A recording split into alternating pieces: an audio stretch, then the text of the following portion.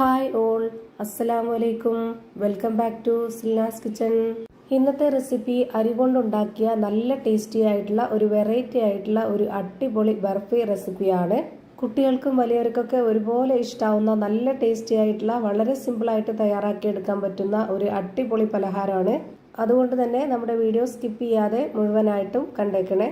റെസിപ്പിയിലോട്ട് കടക്കുന്നതിന് മുമ്പായി Silna's kitchen channel ആദ്യമായിട്ട് കാണുന്നവരാണെങ്കിൽ പ്ലീസ് ഒന്ന് സബ്സ്ക്രൈബ് ചെയ്തേക്കണേ. ഒപ്പം തന്നെ ഈ വീഡിയോസ് നിങ്ങൾക്ക് ഇഷ്ടപ്പെടുകയാണെങ്കിൽ ഒരു ലൈക്ക് ചെയ്ത് ഷെയർ ചെയ്ത് സപ്പോർട്ട് ചെയ്യാനും മറക്കരുത്. ഇനി നമുക്ക് ഇതെങ്ങനെയാണ് തയ്യാറാക്കിയെന്ന് നോക്കാം. ഇതിനായി ആദ്യം തന്നെ സ്റ്റവിലേക്ക് ഒരു പാൻ വെച്ച് കൊടുത്ത് ഫ്ലെയിം ഓൺ ആക്കിയതിന് ശേഷം ഇതിലേക്ക് 1 കപ്പ് അരി ഇട്ട് കൊടുക്കുന്നുണ്ട്. ഈ അരി നന്നായിട്ട് കഴുകിയെടുത്ത ശേഷം ഇതിന്റെ വെള്ളമെല്ലാം ഊറ്റിക്കളഞ്ഞിട്ടാണ് ഞാനിപ്പോൾ ഈ ഒരു പാനിലേക്ക് ഇട്ട് കൊടുത്തിട്ടുള്ളത്. 250 ml കപ്പിന്റെ അളവിൽ 1 കപ്പ് അരിയാണ്. ഈ ഒരു അളവനുസരിച്ചാണ് ഞാൻ ഇതിലേക്ക് ബാക്കിയുള്ള എല്ലാ ഇൻഗ്രീഡിയൻസിന്റെ അളവും പറയുന്നത്. അപ്പോൾ ആ ഒരു കണക്കനുസരിച്ച് നമ്മൾ എടുത്താലേ ഇത് പെർഫെക്റ്റ് ആയിട്ടും അതുപോലെ തന്നെ നല്ല ടേസ്റ്റി ആയിട്ടും കിട്ടുള്ളൂ. ഇതിപ്പോൾ ഞാൻ ഒരു മീഡിയം ഫ്ലെയിമിൽ ഇട്ട് കൊടുത്തിട്ട് നന്നായിട്ട് വറുത്തെടുക്കുന്നുണ്ട്. ഇതിലേക്കിനി ഈ ഒരു പലഹാരത്തിന് നല്ലൊരു മണത്തിന് വേണ്ടി ഒരു 2 ഏലക്ക കൂടെ ഇട്ട് കൊടുക്കാം. ഇനി ഇതിന്റെ കളറൊക്കെ ചേഞ്ചായി അരി നന്നായിട്ടൊന്ന് മൂത്ത് വരണം. അതുവരേക്കും നമ്മൾ കൈവിടാതെ ഇതേപോലെ നന്നായിട്ട് ഇളക്കി കൊടുത്തുകൊണ്ടിരിക്കുക. അപ്പോഴാണ് ഇതുപോലെ എല്ലാം ഒരുപോലെ നന്നായിട്ട് എല്ലാം ഒരേപോലെ റെഡിയായി കിട്ടുള്ളൂ. ഇപ്പോൾ ഇതാണ് ഇതിന്റെ കറക്റ്റ് ആയിട്ടുള്ള പരുവം. ഈ ഒരു സമയമാകുമ്പോൾ നമുക്കിത് ലോ ഫ്ലെയിമിൽ ഇട്ട് കൊടുത്തിട്ട് വേറൊരു പാത്രത്തിലേക്ക് മാറ്റാം. എന്നിട്ട് ഇതേ പാനിൽ തന്നെ 250 ml കപ്പിന്റെ അളവിൽ 1/4 കപ്പ് കപ്പലണ്ടി ഇട്ട് കൊടുക്കാം. വറുത്ത കപ്പലണ്ടിയാണ്, അതുകൊണ്ട് ഇനി ഇത് ഒരുപാട് നേരിട്ട് വറുത്തെടുക്കേണ്ട ആവശ്യമില്ല. ചെറുതായിട്ടൊന്ന് ചൂടായി കിട്ടിയാൽ മതി. ഇത് നമുക്ക് പൊടിച്ചെടുക്കാനുള്ളതാണ്.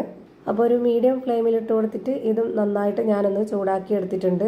ഇനി നമുക്ക് ഇതിന്റെ ഫ്ലെയിം ഓഫ് ചെയ്ത് കൊടുക്കാം.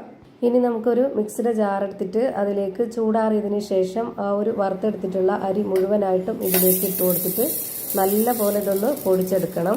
ചൂടാറിയതിന് ശേഷം മാത്രമേ നമ്മളിത് പൊടിച്ചെടുക്കാൻ പാടുള്ളൂ. ഇപ്പോൾ നല്ല പോലെ ഞാൻ പൊടിച്ചെടുത്ത് ഒരു പാത്രത്തിലേക്ക് ഇട്ട് കൊടുത്തിട്ടുണ്ട്. ഇനി നമുക്ക് അടുത്തതായിട്ട് കപ്പലണ്ടിയാണ് പൊടിച്ചെടുക്കാനുള്ളത്. അതിനായിട്ട് ഞാനിവിടെ വീണ്ടും മിക്സിയുടെ ജാറ് വെച്ച് കൊടുത്തിട്ട് അതിലേക്ക് മുഴുവൻ കപ്പലണ്ടിയും ഇട്ട് കൊടുത്തിട്ടുണ്ട്.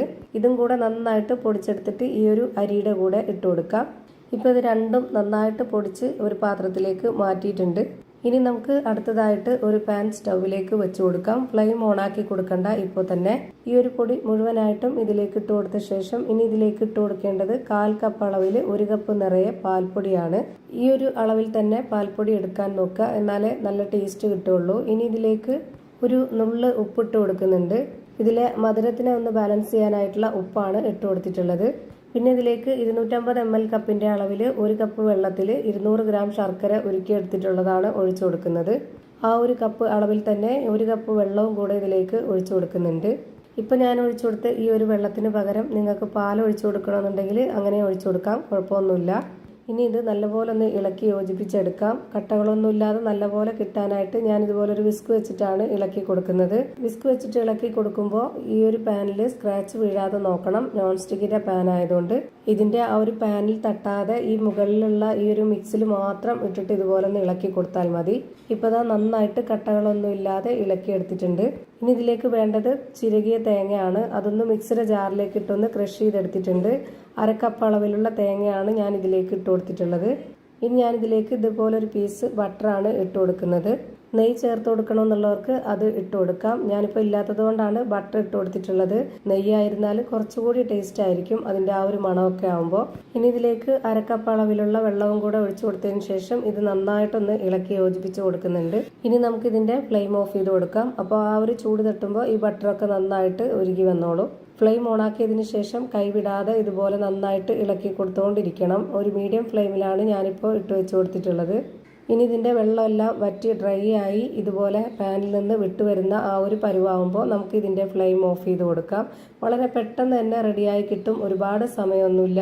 ഇതാണിപ്പോൾ ഇതിൻ്റെ കറക്റ്റ് ആയിട്ടുള്ള പരുവം. ഇനി നമുക്ക് ഇതിൻ്റെ ഫ്ലെയിം ഓഫ് ചെയ്ത് കൊടുക്കാം. ഇനി നമുക്ക് ഒരു ട്രേയിലേക്കോ അല്ലാന്നുണ്ടെങ്കിൽ ഇതുപോലെ ചോറ് കഴിക്കുന്ന സ്റ്റീലിൻ്റെ പാത്രത്തിലേക്കോ നമുക്കിതൊന്ന് മാറ്റണം. ഞാനിപ്പോൾ ഈ ഒരു പാത്രത്തിൽ നന്നായിട്ട് ഓയിലൊന്ന് സ്പ്രെഡ് ചെയ്ത് കൊടുത്തിട്ടുണ്ട്. എന്നിട്ടാണ് ഇത് മുഴുവനായിട്ടും ഇട്ട് കൊടുക്കുന്നത്. ആ ഒരു ചൂടോടെ തന്നെ നമ്മൾ ഇതിലേക്ക് ഇട്ട് കൊടുത്തിട്ട് നന്നായിട്ടൊന്ന് പ്രസ് ചെയ്ത് കൊടുക്കുക. അപ്പോൾ നമുക്ക് ചൂടാറിയതിന് ശേഷം നമ്മുടെ ഇഷ്ടത്തിനനുസരിച്ച് കട്ട് ചെയ്ത് കഴിക്കാൻ പറ്റും. ഇതുപോലെ കട്ട് ചെയ്ത് തന്നെ കഴിക്കണമെന്നൊന്നുമില്ല. ഞാൻ വീഡിയോയിൽ കാണാനൊരു ഭംഗിക്ക് വേണ്ടിയിട്ട് മാത്രമാണ് ഈ ഒരു രീതിയിലൊക്കെ ചെയ്തിട്ടെടുക്കുന്നത്. ഇത് നമ്മൾ ഉണ്ടാക്കിയെടുത്ത ഉടനെ തന്നെ നമുക്ക് കൈ കൊണ്ട് ഒന്ന് ബോൾസ് ആക്കിയിട്ട് എടുത്തിട്ടോ അല്ലെങ്കിൽ നമുക്ക് ഇഷ്ടമുള്ള ഏതെങ്കിലും ഷേപ്പിൽ റെഡിയാക്കി എടുത്തോ കഴിക്കാവുന്നതാണ്. ഞാനിപ്പോൾ ഇതുപോലെ നന്നായിട്ട് ഷേപ്പാക്കി എടുത്തതിന് ശേഷം പിന്നെ ഞാനിതൊരു വേറെ പാത്രത്തിലേക്ക് മാറ്റിയിട്ടുണ്ട്. ഇനി നമുക്ക് ഇഷ്ടമുള്ള ഷേപ്പിൽ ആകൃതിയിലൊക്കെ ഇത് കട്ട് ചെയ്ത് കഴിക്കാവുന്നതാണ്.